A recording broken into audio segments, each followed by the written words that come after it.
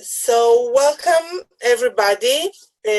Welcome to our webinar lecture with our own experts from Hebrew University. Today it will be our last webinar before the summer break, and we will begin again with a new series in September. For this last webinar, we have the honor of hosting Dr. Yahalom-Mack. She is head of the Laboratory of Archaeological Materials and Ancient Technologies at the Institute of Archaeology at the Hebrew University and co-director of the Tel Abel Beth Maacah excavations. Specializing in archaeo-metallurgy, the study of ancient metals, she uses cutting-edge technologies to determine the origin of the archaeological metals and other materials. Today, her lecture will be on the topic Unveiling the Secret of the Archaeological Site at Tel Abel Beth Maacah. Following the lecture, you are welcome to ask any question by raising your digital hand, and I will open for you the microphone. You can also write your question in the chat. In the next days, you will receive the recording of the webinar by email. And now, Dr. Yahalom-Mack, the floor is yours. Thank you. Let me share my screen. Great, yeah.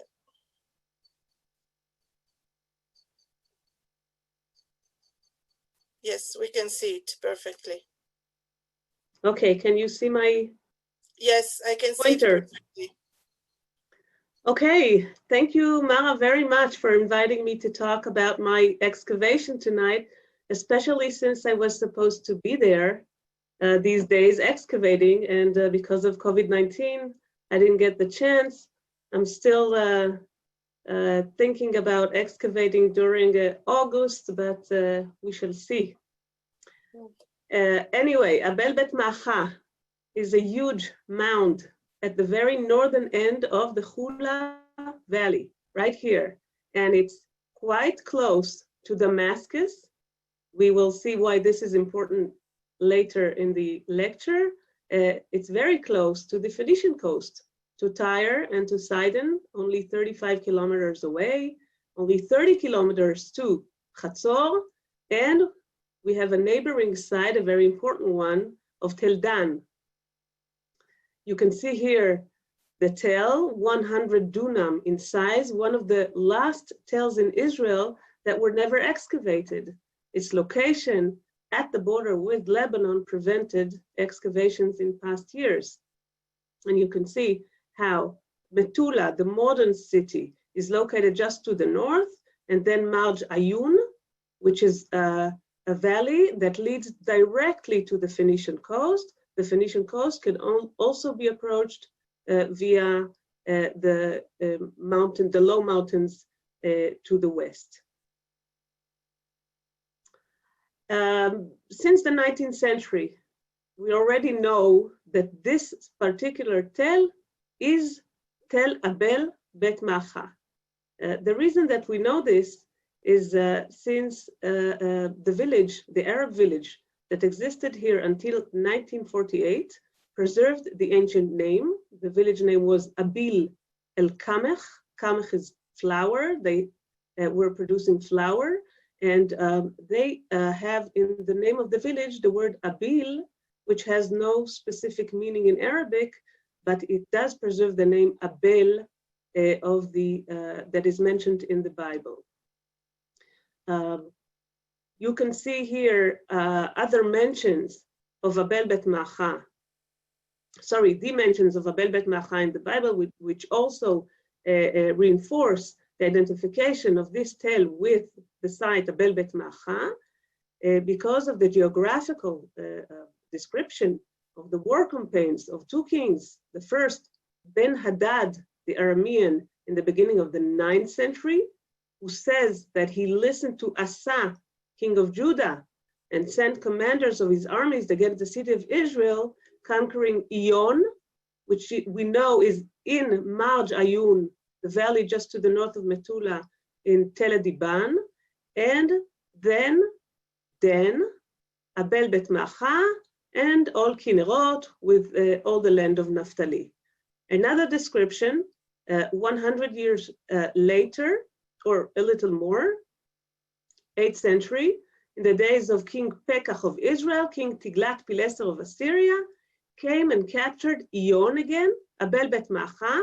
Dan is not mentioned, Yanoach, Kedesh, Chatzor, and we know all these cities, and the geography tells us that this is Abel Beth Maacah, and the site, I just want to mention, is also mentioned without the suffix Bet Maacah, just the name Abel is mentioned in extra biblical sources also of the 2nd millennium. Another very famous story from 2 Samuel is the story of the rebel Sheba ben Bichri and the wise woman. Sheba ben Bichri, who rebelled against David, according to the narrative, ran away to the north as far as he could go, and he reached Abel Beth Maacah and was followed by Job, the commander of King David. And then when Job reaches Abel Beth Maacah, he has a very interesting conversation with a wise woman whose name is not given, and she convinces him that, or discusses with him other alternatives than the destruction of the city. And she says, long ago they used to say, get your answer at Abel, and that settled it. We are the peaceful and the faithful in Israel. You are trying to destroy a city and a mother in Israel. Why do you want to swallow up the Lord's inheritance? And there's a few things to learn from this narrative, which we're not sure when it was written. The first thing is that Abel used to be a place where people came to ask questions. The second detail is that we believe that she calls herself a mother. It's more clear from the Hebrew, biblical narrative, but in the translation it goes a little lost because it says a city that is a mother, and that's already an interpretation. In Hebrew it is a city and a mother, and we think that she refers to herself as a mother, meaning a prophet. And the second thing that might be learned from here is that she says we are the peaceful and faithful in Israel. We don't know when exactly, but it gives us the impression that people in Abel need to prove their alliance to Israel, their faithfulness to Israel. Anyway, these are my colleagues: Robert Mullins from Azusa Pacific, Nava Panitz-Cohen, Dr. Robert Mullins, Dr. Nava Panitz-Cohen from the Hebrew University. They initiated the excavation. This is a bad picture of myself. And this is Professor Amichai Mazar and his wife Ora Mazar. And Amichai Mazar, we are all his students. And I just wanted to mention that we work in his methodology and under his encouragement. Anyway, in 2012, my colleagues, I joined in later, they conducted a survey, and they found out that these periods from the 3rd millennium BC to the present were present on the Tel, and the excavation began in 2013, and only several, not all of the periods that were found, that sherds were found of them during the survey, were represented in the archaeological findings, but we could see the Middle and Late Bronze Age cities, which are from the 2nd millennium, basically a Canaanite city, and then Iron Age, which is the focus of my talk today, and Persian period. The Early Bronze Age, which is a city that belongs to the 3rd millennium, the earliest city that was built here, is probably hiding right down here, and we didn't reach it yet. But the city from the Middle and Late Bronze Age, we already know. I'm just going to show it briefly. This is a very good illustration, as the entire city, the lower Tel and the upper Tel, were surrounded by a fortification, and you can see it here. And we found the part of this fortification here at the southern end of the mound. And many of these, in another area, many of these jar burials containing skeletons of babies, which was a common practice during the Bronze Age, the Middle Bronze Age, to bury the early premature babies or babies that were just born and died, passed away, to bury them under the floors, kind of putting them back in the uterus. Anyway, I'm going to jump forward, and I want to show you a very interesting sequence, a robust sequence. In area A, this is the lower Tel. This would be the upper Tel. Upper Tel is in the north, and this is the south here. And you can see that right in the middle, on the eastern slope of the Tel, there's area that we call area A. You can see how all the areas that were excavated were chosen in areas that did not cover the Arab village, the remains of the Arab village here that ceased to exist in 1948. So area A here, we have a very robust sequence from the 12th century until the 9th century. You can see that each color represents a different settlement, a different occupation. And there are many, many of these occupations, at least 6 main strata just in this area and just during the Iron Age.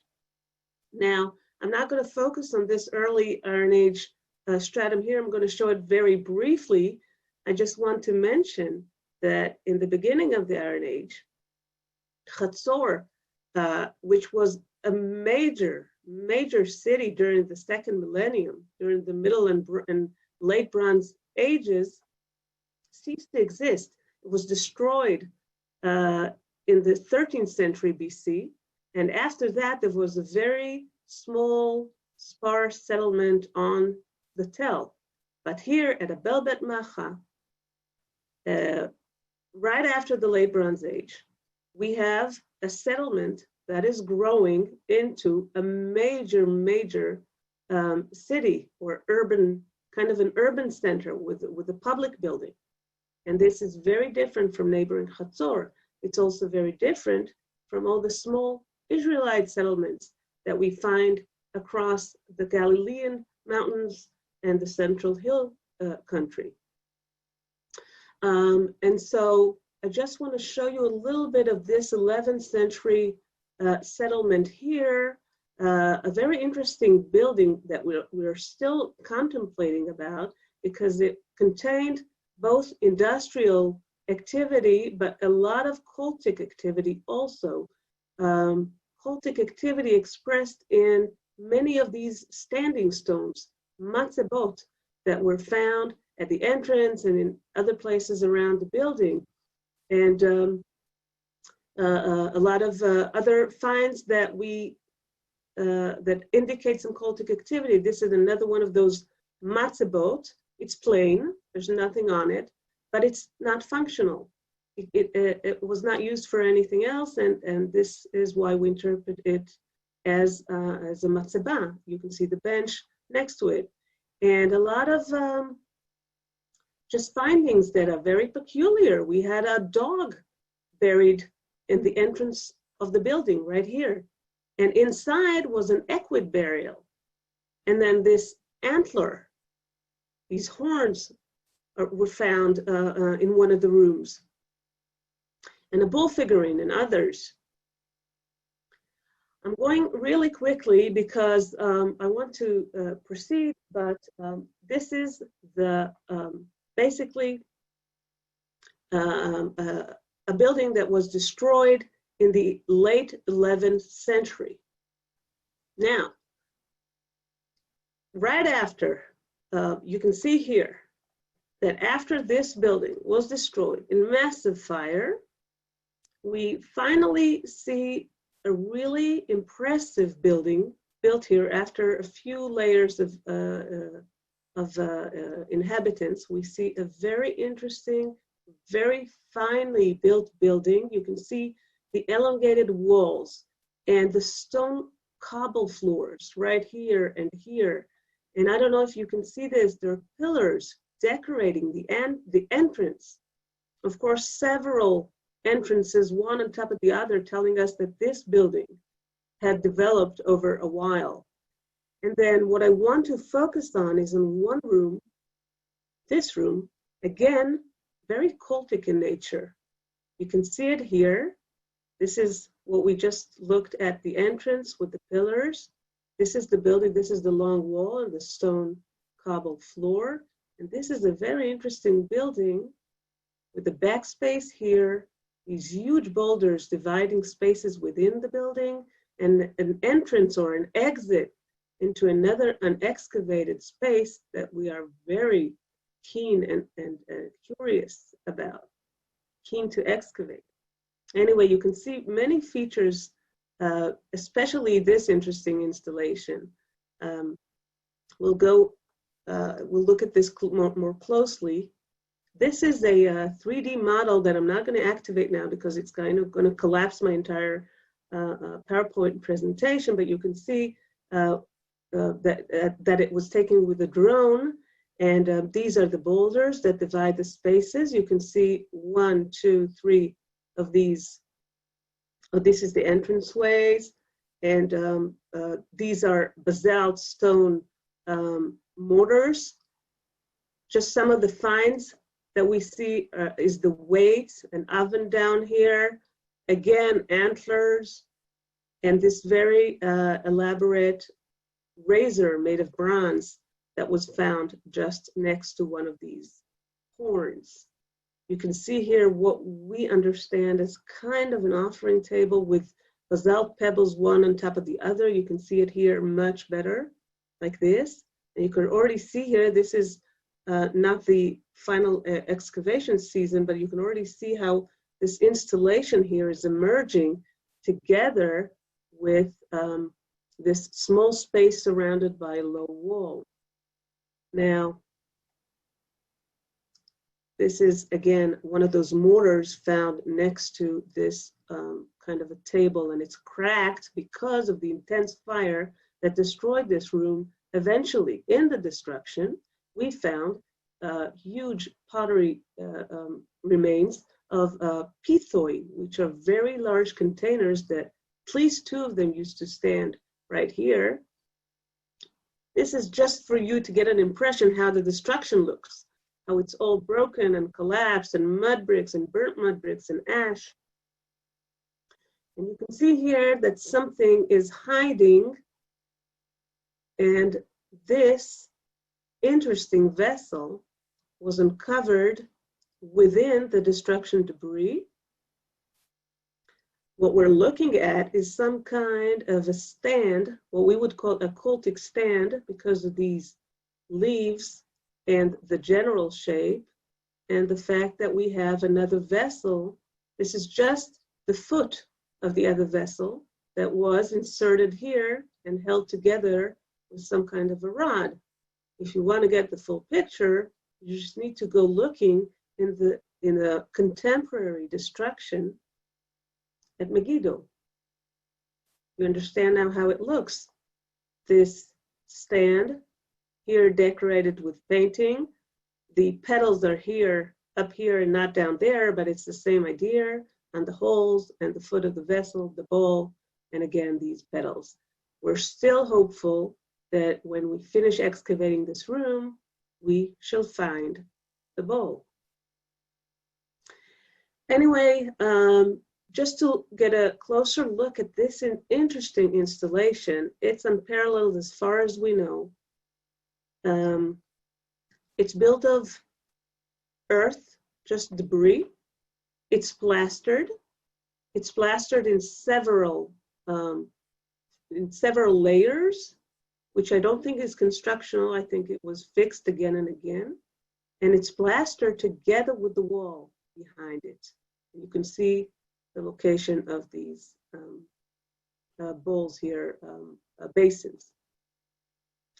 And just looking at the top of this, you can see that the installation, we're just missing its upper part. I am wondering whether it might have been horned here and here, but I'm not sure about this.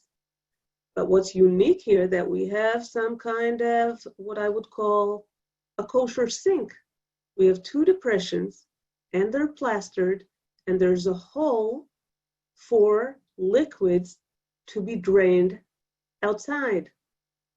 Where are they drained to?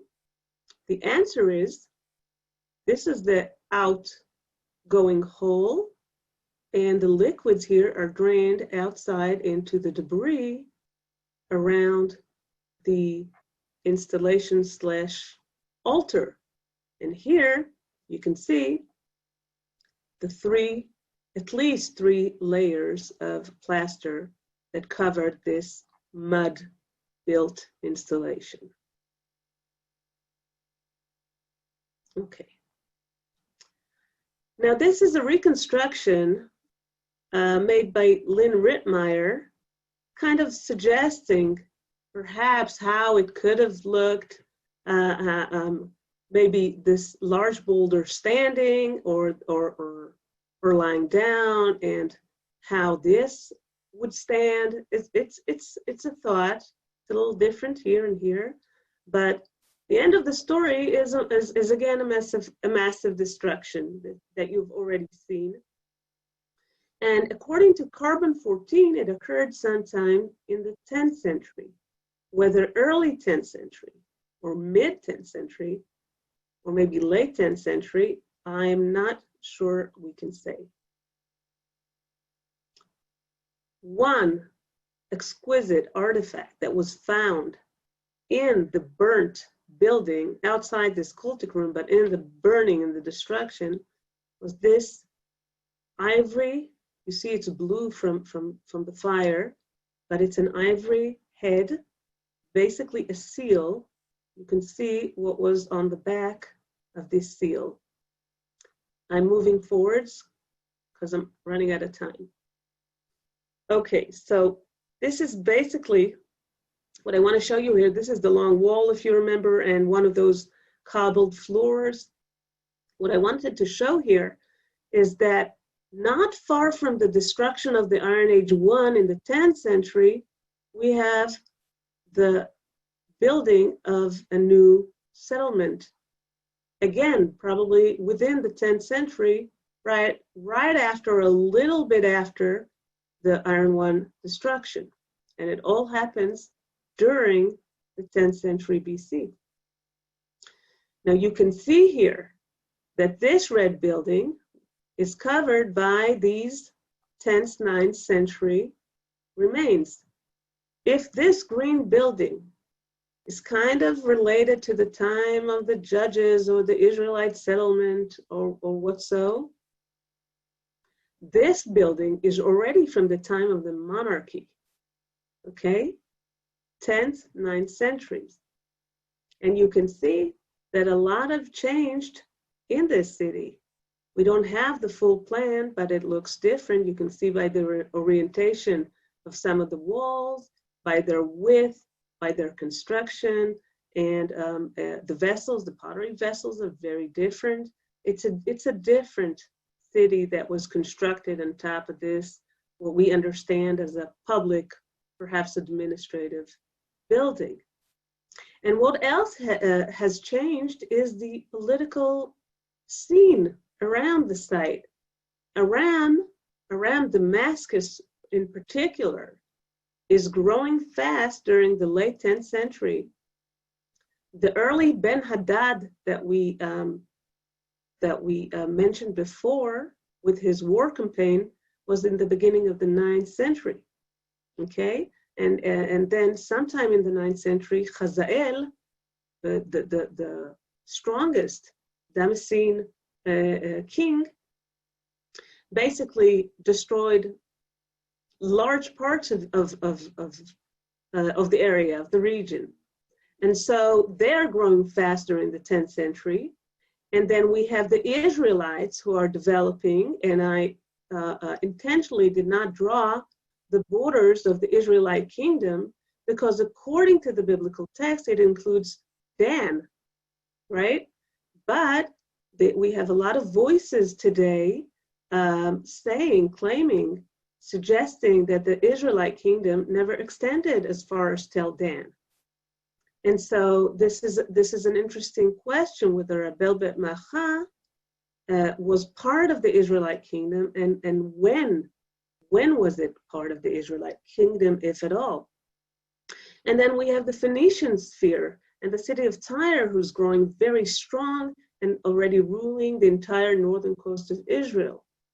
And so Abel Beth Maacah is kind of in the midst of all this, and we have to wonder who is it paying its taxes to, and who do they relate themselves to? Who do they identify with? Anyway, I just want to show you a little bit of this new what we call Iron Age 2 city, and you can see here that we have many taboons and some kind of a granary. I'm going to go faster because I'm running out of time. You can see here the taboons that are contemporary with one another. It's a kind of a bakery and this granary with plaster on the inside. And I just want to mention two special finds. I'm not going to speak about this wonderful Kurnus bull horse. I want to speak about this one, which we identify as the Lord of the Animals. That's an individual holding two animals by their tails. He's controlling the animals and thus denoted the Lord of the Animals. And why is this important? Because we have very similar impression on vessels from the cultic precinct at Dan. And if the cultic precinct at Dan didn't exist during the 9th century, as some of the scholars today claim, then this is an interesting comparison. Anyway, another find on this floor, you can see is right immediately above the area of the cultic precinct that we never excavated, right on top of here. Basically what happened was that we had a bulk, which is an earth partition that we leave in order to learn and document the history of our excavations. We leave those occasionally, and then when we need to, we kind of take them apart after we document them. And so we wanted to remove one of those, but we saw tiny bones kind of falling out of the bulk. And so we decided to excavate this properly. And this is what we found: an amphora containing 420 astragali bones. Astragali bones are knuckle bones of animals, and they're used basically until traditional, even within traditional societies today. Astragales have many uses, and they're used as gaming pieces, and they're used for gambling, and they're used as apotropaic objects. They're even produced in other materials. But one of their main uses in the ancient world was divination, right? And this is a Greek example.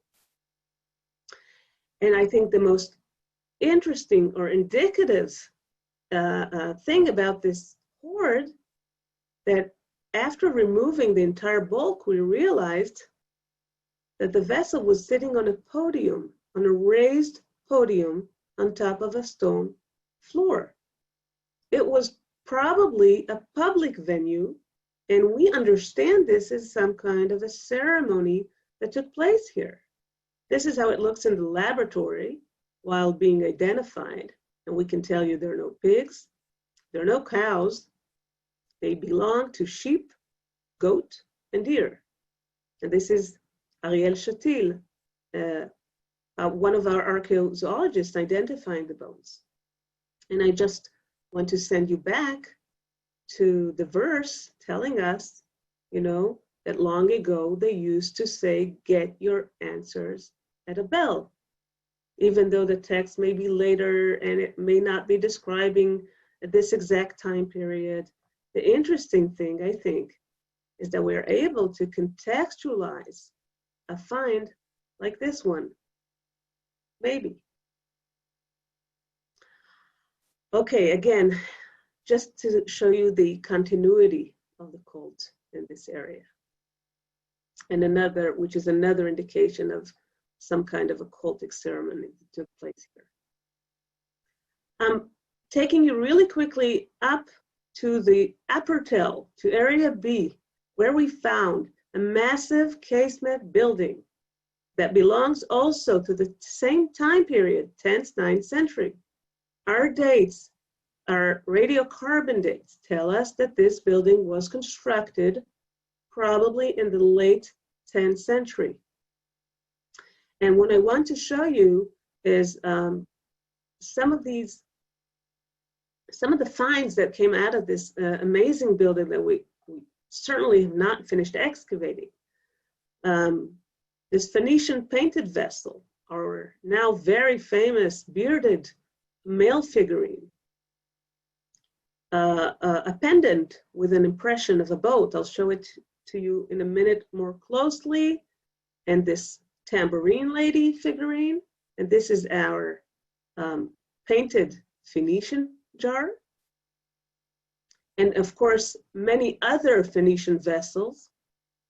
We have this tambourine lady that we know from throughout Israel, Judah, also in Syria.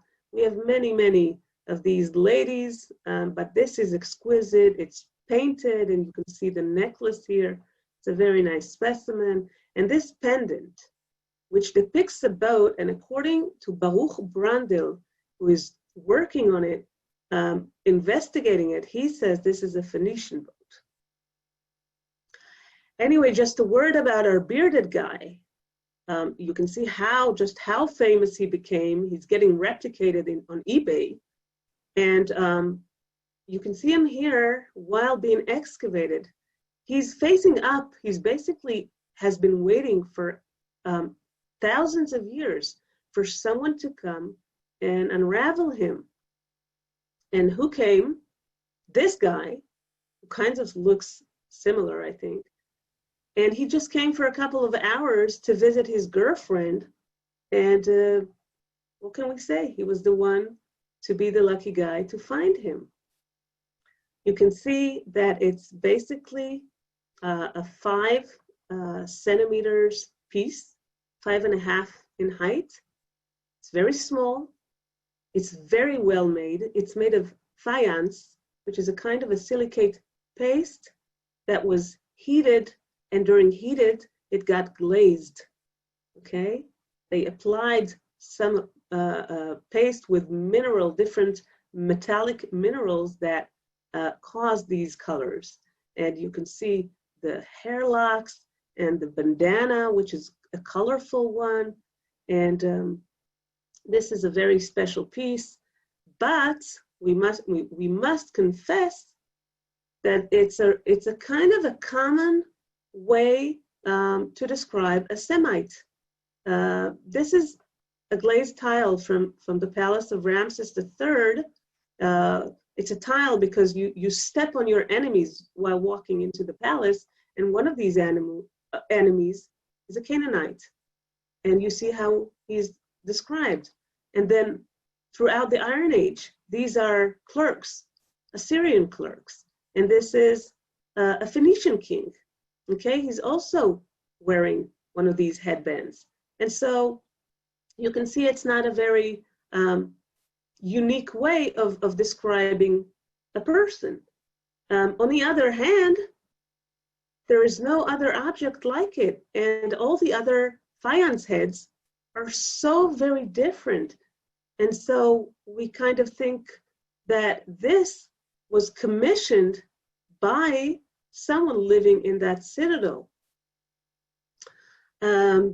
Just to show you a resemblance in another media, this is a clay mask from Achziv, a Phoenician site. And you see the naturalistic features and the hair locks. And I think he kind of looks the same. Anyway, I'm running forwards to one last find that was excavated 1 year ago in this area. It's just to the south of Area A, in Area K. And you can see a massive building coming up here.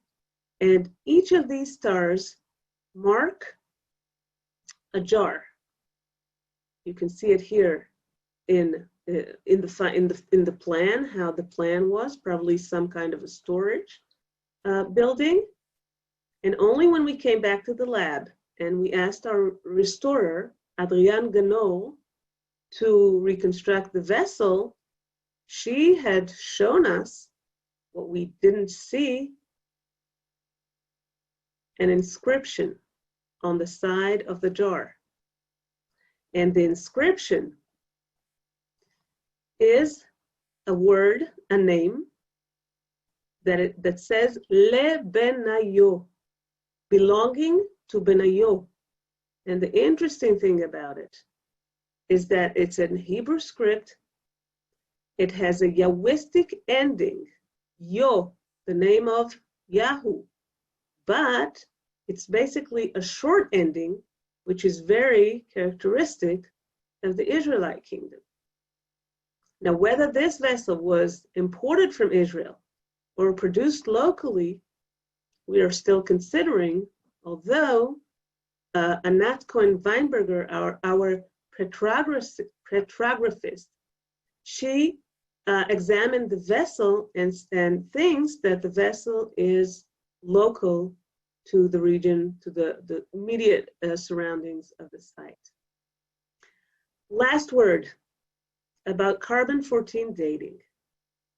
We have dates that span, and I'm not talking about the Canaanite city, I'm talking about the Iron Age, span the 12th until the 9th century BC.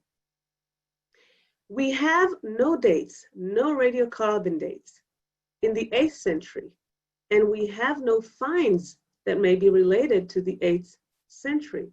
And so the famous destruction that was allegedly done by Tiglath-Pileser III, we have no evidence for.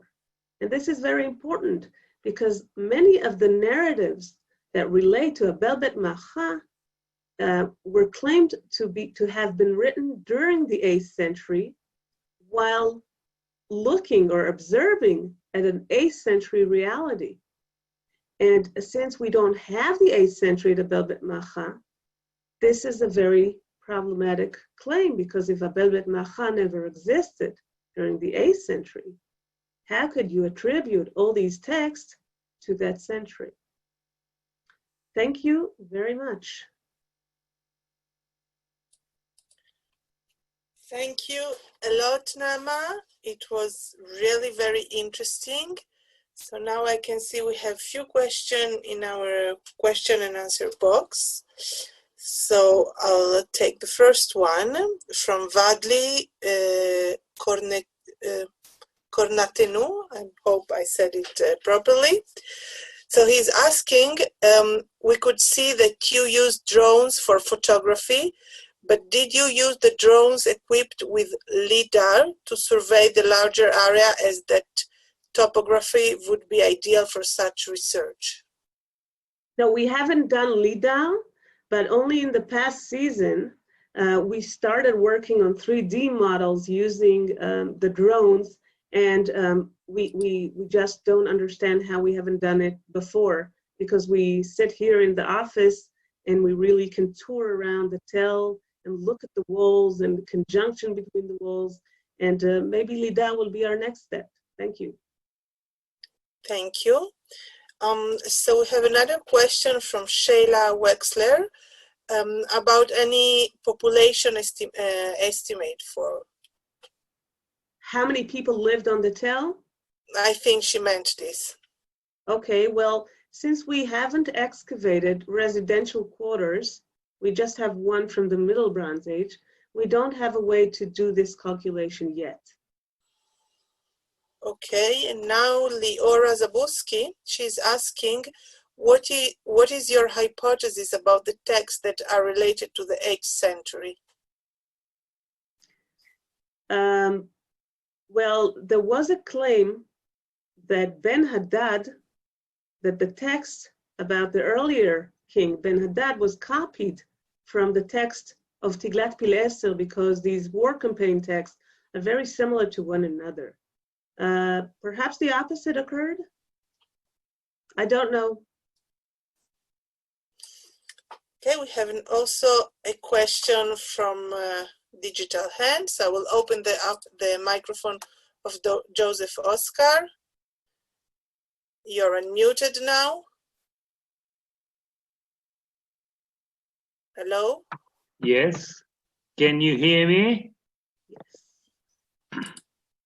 Can you hear me? Yes, yes. Okay, good evening. Thank you very much. That's very interesting. By the way, I lived for quite some time in Tzfat, so I know the area a little bit. So, first question, the passage of the Bible, I missed it. From which book is it, please? Which one? The one you said about the mother of Israel. Second Samuel 20. From the Shmuel. Okay. The other question is you are mentioning about the end of the Bronze Age and the beginning of the early Iron Age, which is somewhere at the beginning of the 12th century. Can you please elaborate, how did the iron get in the area? Iron is metal? No, I mean the art itself. Working iron. Oh, okay. When I say iron, I mean Iron Age, and it has nothing to do with working iron, because iron only starts to being used systematically during the 10th century, not before the 10th century BC. The reason that we call the Iron Age, beginning in the 12th century, is because very few first objects of iron begin to appear. These are prestigious objects, and they're not indicative of the real change. The real change occurs only in the 10th, 9th centuries BC, together with the cultural change that I have described after the destruction of the late Iron Age settlements, Iron Age 1 settlements. Do you believe the iron arrived to the land of Israel from the Philistines? I know that it didn't. We have, what we see is that the Israelites, the Judites, and the Philistines, they all adopted iron approximately at the same time. And the early iron artifacts that were found in Philistia are probably imported from Cyprus. And so the Philistines may have used a few of those elaborate, prestigious knives in the 12th century, but this is not related to the transfer of the technology, I think. Okay, thank you very much.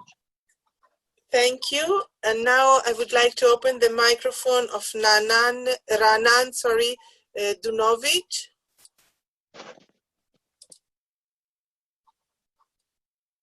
Ranan, you can speak now. You should open your microphone too. Hello, I'm very happy to hear the lecture.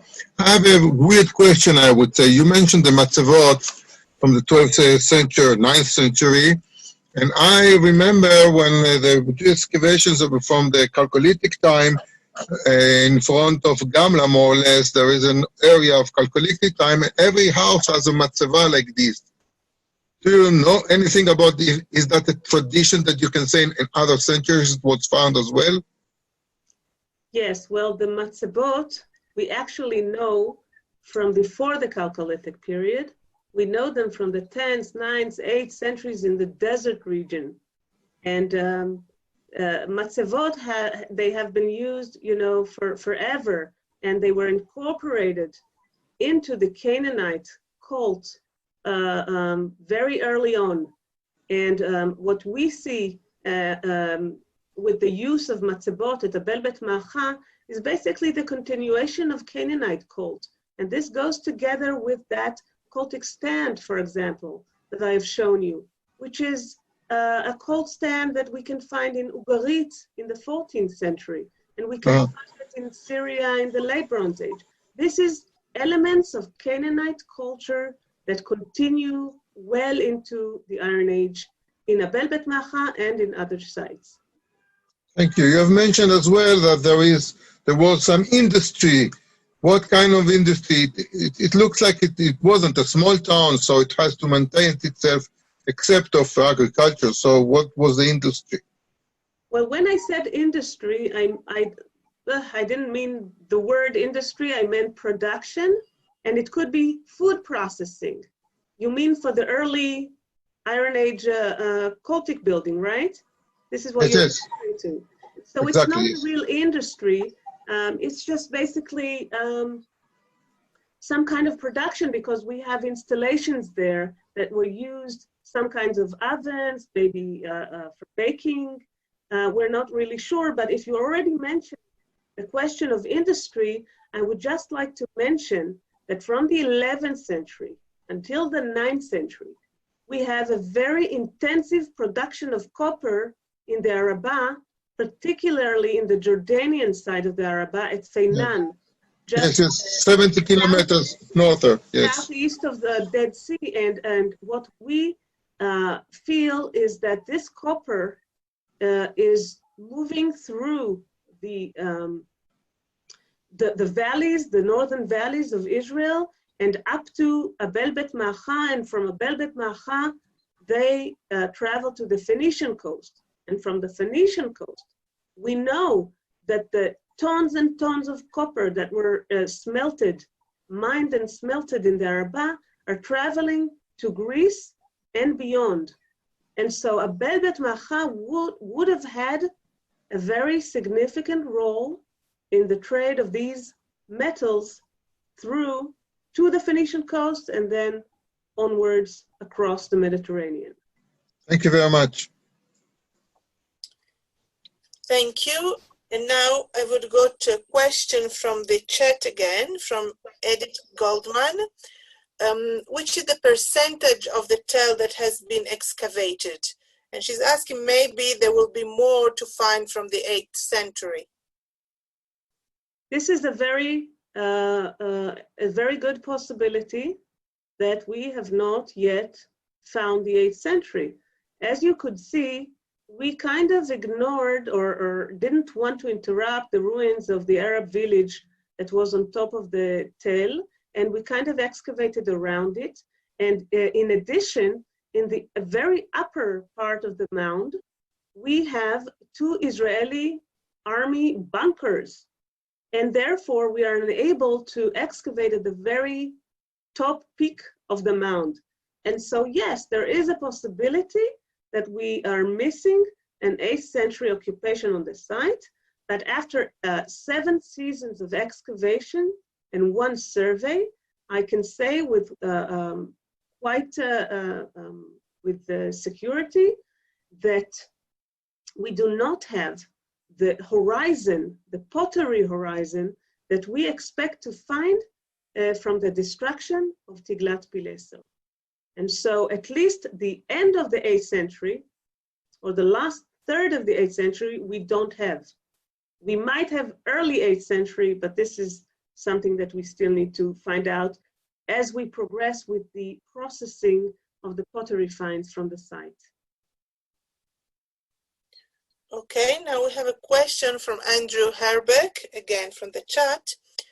With the finding of the seal of the Lord of Beasts and all of the antlers in years past, do we know if there is any connection with, I'm not sure I'm understanding, so I will just read it for you.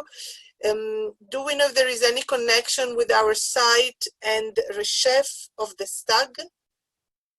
Okay, I think I know Andrew. I have a feeling he's one of our volunteers. It's a very good question.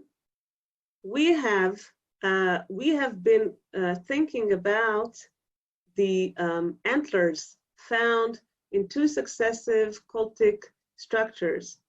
And we have been suggested, and we're thinking about the connection of these antlers. which are deer antlers, to a god named Reshef of the stags. And this Reshef is mentioned on stelae from northern Syria. And he's a major god in various areas. He was adopted by the Egyptians during the second millennium, but he still does exist in Syria and the environs. And there's a good chance that he is being worshipped in our cultic precincts. Yes. Okay, I would like now to open the microphone to Mary Simew, sorry. Mary, you can speak now.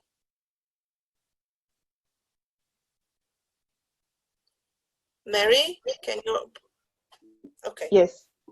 Can you hear me now? Not really. Hello, can you hear me? Yes, now yes. Okay, let me unmute. Okay, thank you.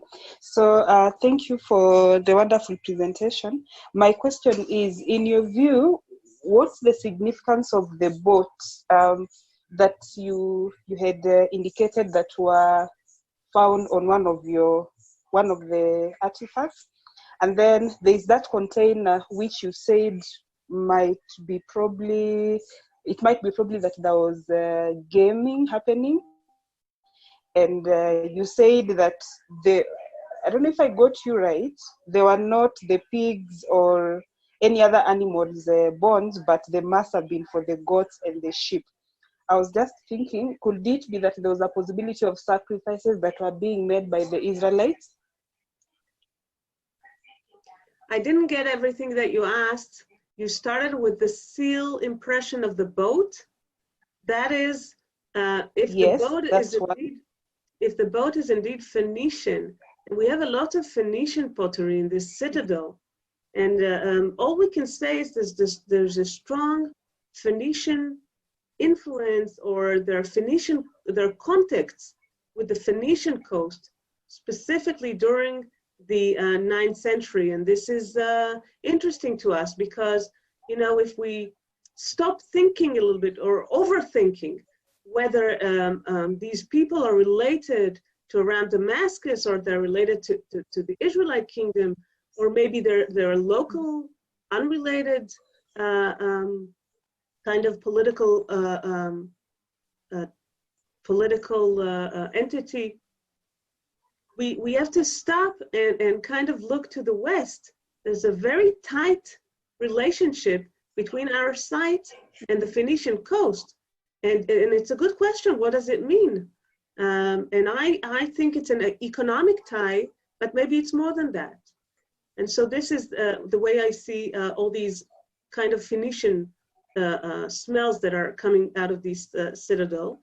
And your next question about the astragali, I'm not sure what you were asking.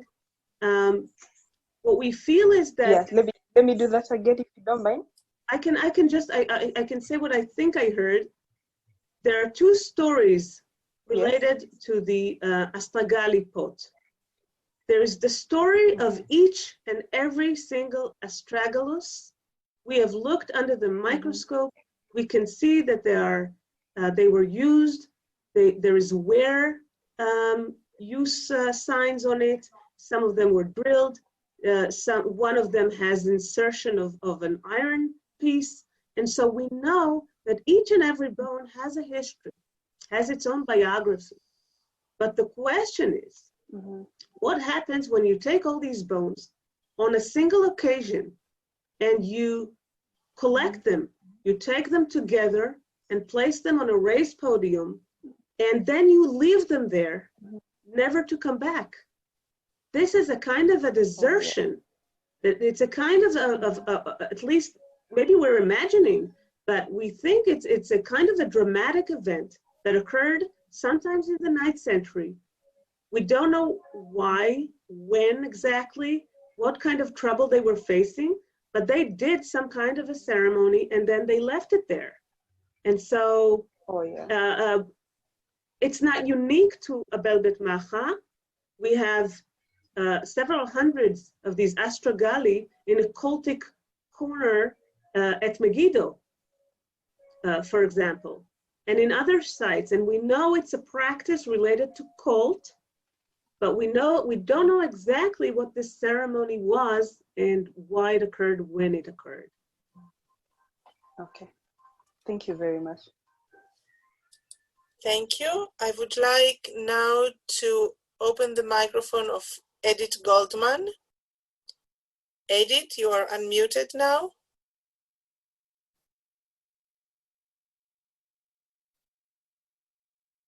Edith, you can open your microphone. Okay, there we go. I'm thinking of geography. How does the size of this site compare to Megiddo, Hatzor, even Tel Dan itself? And is it on Derech HaMelech or Derech Hayam? I'm just trying to situate how this connects with the rest of the geography. Okay, well, Hatzor was the largest site during the second millennium, but in the Iron Age, it's not that big, it's smaller. Abel Beth Maacah is a good size settlement. It resembles Tel Rehov. It's a little bit smaller than Megiddo. It's quite a big site.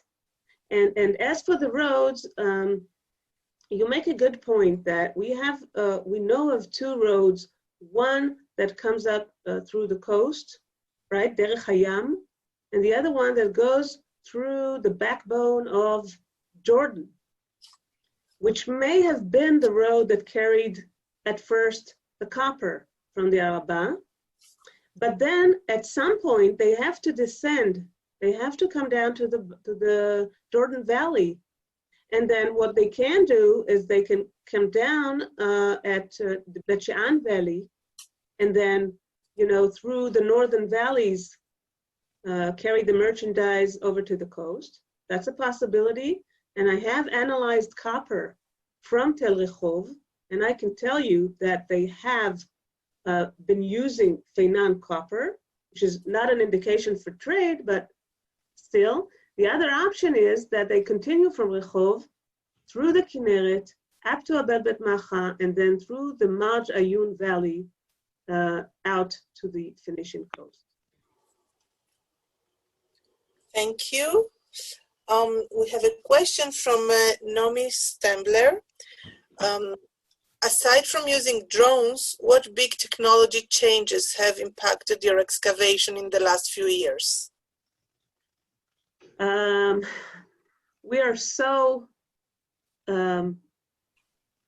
we are very simple excavation, I must say. We're not very technological, and a little bit proud of it. And we have been using the excavation methods, as I said, that were developed by Amichai Mazar, and they have been working, and he's been publishing his excavations now. He's almost, Tel Rehov is almost out, and he's published Tel Bet She'an and Tel Batash, and he's done it all, not digitally. And we're basically using the same techniques, and just now we're beginning to implement some of the new technology, particularly the 3D modeling, which is an amazing way to document the site.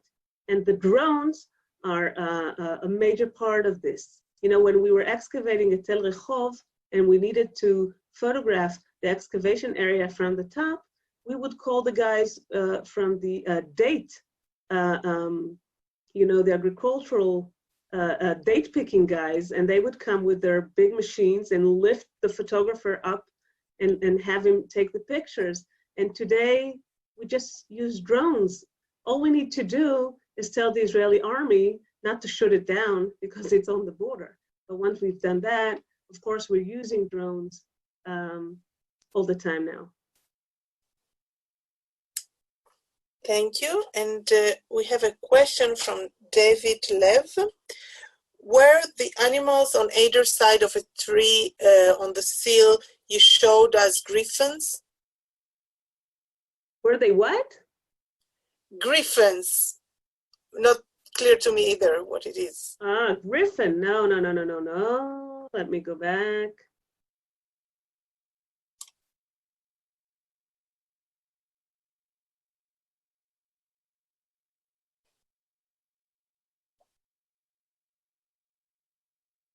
Okay. This is a horned animal standing on two legs. This is the sacred tree. And this guy, I don't know how to say it in English. If you can help me. Is this, it's a kind of bird or something? yeah, but it's the big one. I forgot the name. Ostrich. Ostrich, thank you. Welcome. Ostrich. This is an ostrich, and this seal, it's not politically correct, but it's denoted a negro head, and they are actually quite frequent, and we know them from many sites, but this is a very nice example, and we're still working on it. We haven't investigated it yet. We have a lot of materials, a lot of finds coming out of this excavation, and each and every one of them needs specific attention, and we need to study their distribution, the parallels, and kind of see if they're characteristic of the entire region, you know, Israel, Syria, Lebanon, or maybe more particular to certain areas, and then more indicative of some kind of a material culture. Okay, I think our time is over. I know there are a few other questions, but I would suggest everybody to write to me. You all have my email, and I will be glad to forward all your questions to Naama, and she will answer. So thank you, everybody, for this evening, for being with us. Thank you very much. Thank you, Naama, for your very interesting lectures. Thank you for inviting me, and thank you all for being here. And as I told you, you will all receive the recording tomorrow, and we'll be in touch in September for the next series of webinars from the Hebrew University. Thank you. A lot of health. בריאות לכולם. Thank you, Naama. להתראות. להתראות.